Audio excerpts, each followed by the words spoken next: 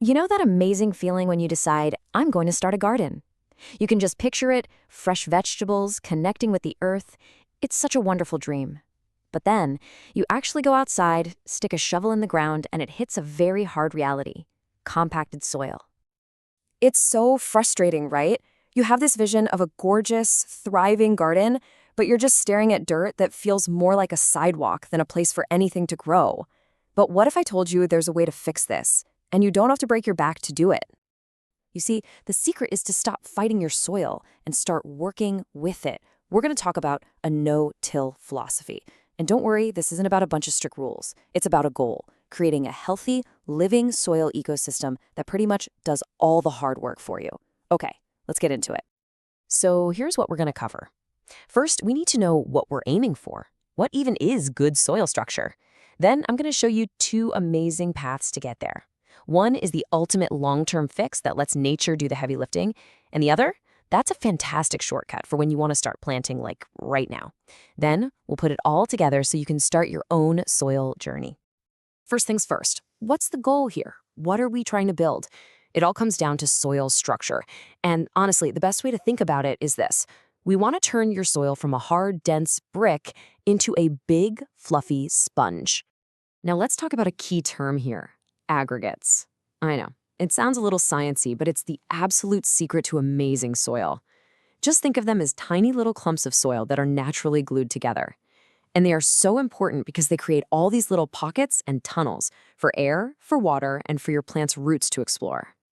And just look at the difference it makes. On the left, you've got the brick. Water just runs right off and roots can't push through. It's just tough. But on the right, you have the sponge. It soaks up water, it's full of air, and plant roots can just spread out and get comfortable. That's the living soil we're aiming for. So how do we actually build that beautiful, spongy structure so it lasts? Well, this is where we get really smart and let nature do the hard work for us. This first path is truly the most powerful and sustainable way to fix your soil for good. We're going to talk about something called cover crops. Think of them like a green smoothie for your garden. You're not growing them to eat, you're growing them to feed your soil.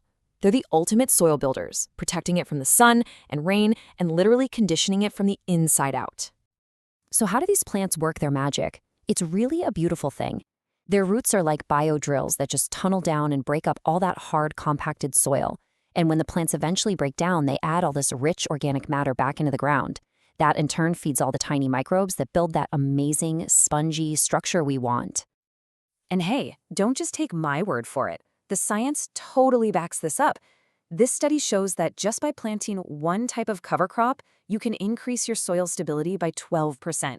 But get this, planting a diverse mix of cover crops boosts that number to 16%. It makes sense, right? Different plants have different kinds of roots doing different jobs. It's a perfect example of how working with nature's diversity gets you the best results. And if you're dealing with really, really hard soil, some plants are true superheroes. You want to look for plants with these big, strong taproots, like the pigeon pea. They act like natural jackhammers, just driving deep down to bust up those tough layers and open up new pathways for water and, of course, the roots of your future veggies. Okay, I know what you're thinking. Cover crops are amazing for the long run, but you're excited, you've got little seedlings waiting on your windowsill, and you want to plant your garden now. Waiting a whole season just isn't in the plan. So what do? Well, that brings us to our second path, the right now solution. This is just a brilliant, super practical hack that comes from a gardener who is dealing with this exact problem. It's a way to get your plants in the ground and have them succeed immediately without having to fix your entire garden bed all at once. So instead of tilling up the whole garden, you just focus your energy. You dig one hole, take that soil out, mix it with a whole lot of good compost, and then put it back. You're essentially creating a perfect little VIP zone for your new plant. Then, and this is super important, you cover the whole area with a thick layer of mulch. That mulch is like a blanket that holds in moisture and keeps the soil cool. The beauty of this method is how smart it is. You're only disturbing a tiny fraction of the soil, right where you're planting. The rest of it, you leave it alone, letting all that precious underground life do its thing. You really get the best of both worlds. A fantastic start for your plants right now, and you're still protecting your soil for the future. And you might be wondering, does this actually work? Oh, you better believe it. The gardener who shared this method reported this incredible result. Even when it was a scorching 110 degrees Fahrenheit outside, they only had to water every 3 to 4 days. That is the power of creating a great planting hole and using a thick layer of mulch. It's a total game changer. So now we have two amazing paths, right? The long-term fix with cover crops and the immediate solution of focused tilling. But here's the best part. You don't actually have to choose. You can combine them into one super powerful strategy. Here's the game plan. This year, use that focused tilling hack to get your summer garden planted and growing strong. Then, when the season is over, plant a mix of cover crops. They'll work their magic all winter, improving the entire garden bed. That way, next year, your soil is even better and your job gets even easier.